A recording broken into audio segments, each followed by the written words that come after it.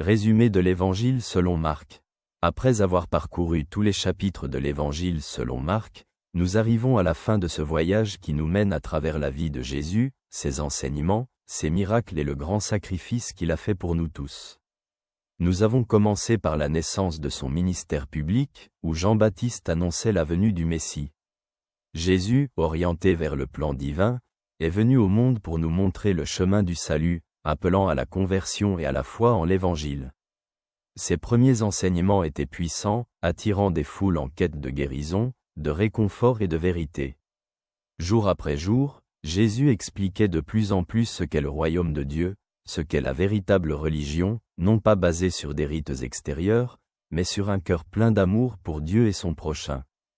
Nous avons vu comment Jésus guérissait les malades, ressuscitait les morts, chassait les esprits mauvais, mais aussi comment il exigeait que la vraie piété ne soit pas superficielle, mais remplie d'une relation authentique avec Dieu.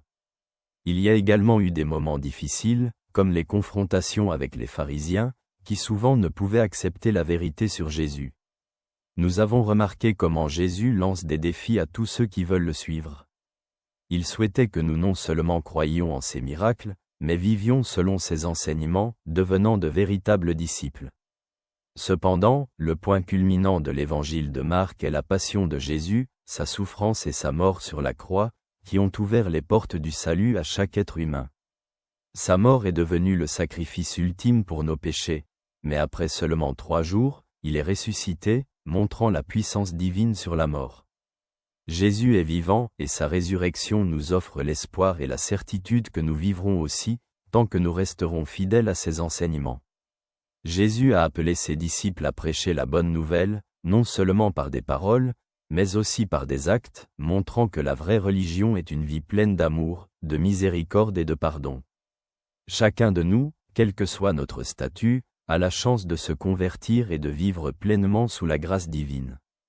La fin de ce voyage à travers l'évangile de Marc est aussi une invitation à la réflexion. Jésus nous appelle à suivre son exemple, à être ses témoins, non seulement par des mots, mais par notre vie. Sommes-nous prêts à le suivre pleinement? Notre vie reflète-t-elle les enseignements qu'il a apportés? Merci d'avoir partagé ce voyage exceptionnel à travers l'évangile de Marc avec moi. Et bien que l'histoire de Jésus ne se résume pas à ces mots, elle vit encore dans le cœur de ceux qui croient en lui. Son enseignement reste actuel, son amour reste présent, et son invitation au royaume de Dieu nous attend tous.